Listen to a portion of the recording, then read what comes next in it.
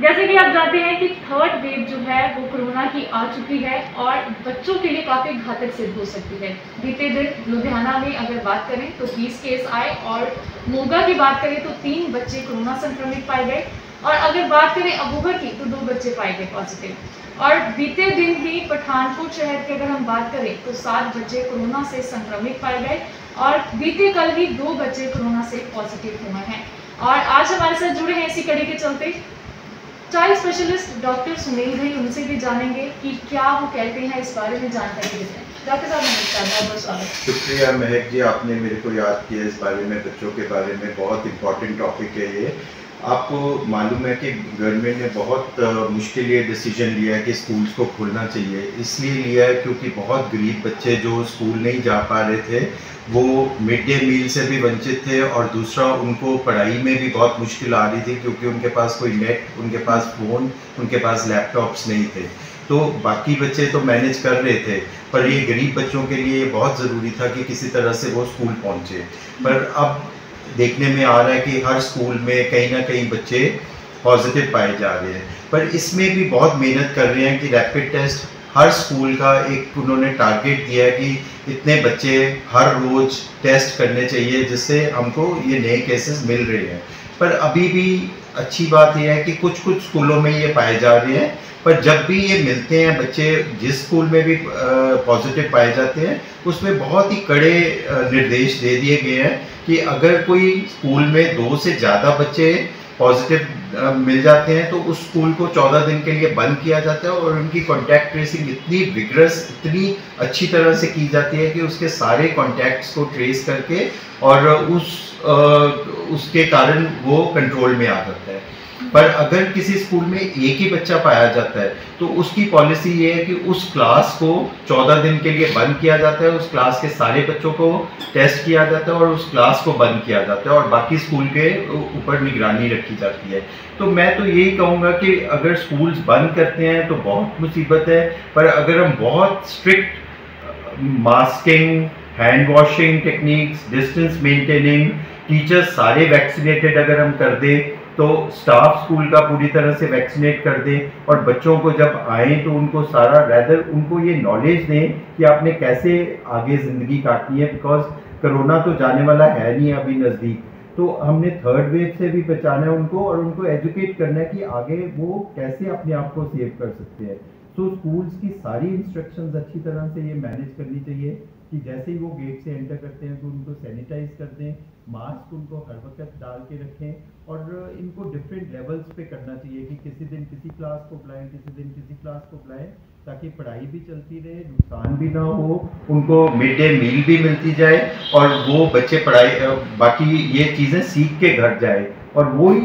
Because जो young बच्चे हैं वो ज़्यादा सीख सकते हैं और वो ही स्प्रेड कर सकते हैं कि कैसे कोरोना से बचना है। स्कूल में आएंगे तो वो सीखेंगे, घर में उनको एक तो बहुत साइकोलॉजिकल प्रॉब्लम्स आ रही थी, बच्चों को इतनी मुश्किल आ रही थी कि कईयों के पास तो रहने की भी जगह नहीं होती, तो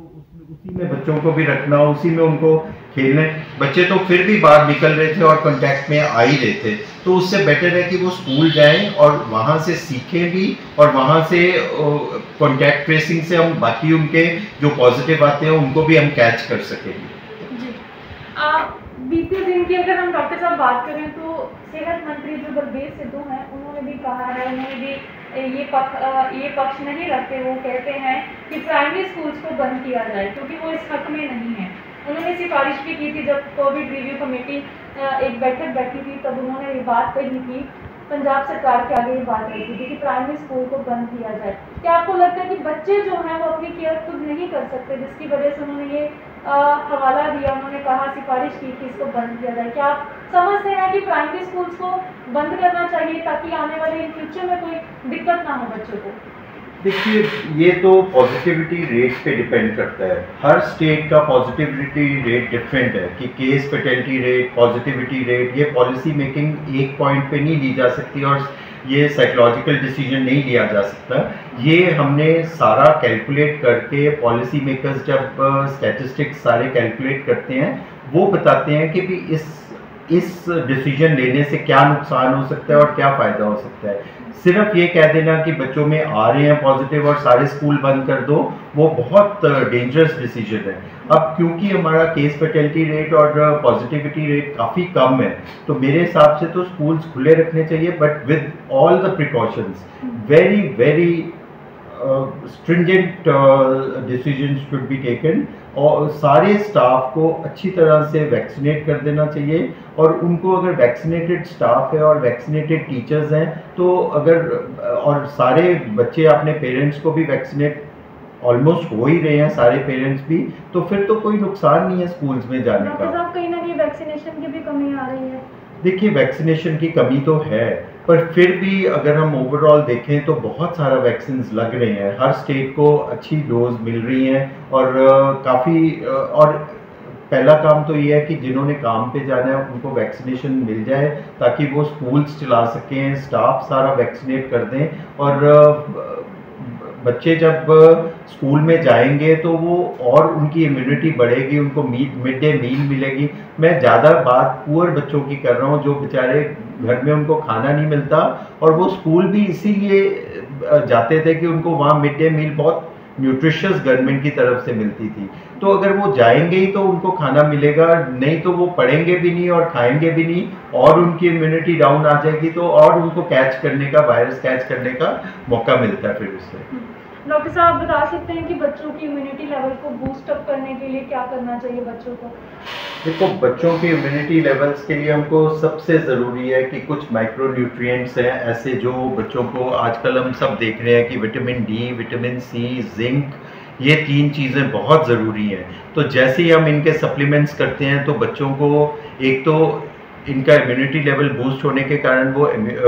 ये डिजीज़ कोविड कैच भी नहीं करते, और अगर वो कैच कर भी लेते हैं तो वो आईसीयू लेवल तक नहीं पहुंचते हैं, अगर वो उनको अच्छी न्यूट्रिशन मिली हो और अच्छी ये माइक्रो न्यूट्रिएंट सारे मिले हों, जैसे सारे एलिमेंट्स मैंने आपको बताए हैं, वो तभी मिलेंगे अगर वो मतलब डाइट अच्छी लेंगे, उसी के थ्रू मिलेंगे। उनको सनलाइट एक्सपोजर भी चाहिए, विटामिन डी भी उनको चाहिए, वो प्लेग्राउंड्स में जाएंगे, वो खेलेंगे, उनको अच्छी डाइट मिलेगी, क्योंकि सबको हम दवाइयाँ पे डाल नहीं सकते कि उनको vitamin D, vitamin C, zinc, इनकी दवाइयाँ सारे ही बच्चों को दे दें, वो पॉसिबल नहीं है। तो इसलिए उनको नेचर की तरफ से, उनको डाइट की तरफ से, उनको गेम्स के थ्रू उनको ये सारी इम्यूनिटी बूस्ट करनी चाहिए हमारी। थैंक यू डॉक्टर साहब। Thank you very much. तो ये थे हमारे साथ style specialist doctor Sunil Ghai, जिन्होंने बचाव बताए हैं बच्चों के लिए कि कौन सी डाइट उन्हें लेनी चाहिए, और प्रॉपर जो है सरकार की ओर से जो गाइडलाइंस आती है वो ज़रूर उन्होंने फॉलो करने के लिए कहा है। वीडियो जर्नलिस्ट प्रशांत जसूटिया के साथ मैं है कृंदा वाग, कराची न्यूज़, पठानकोट।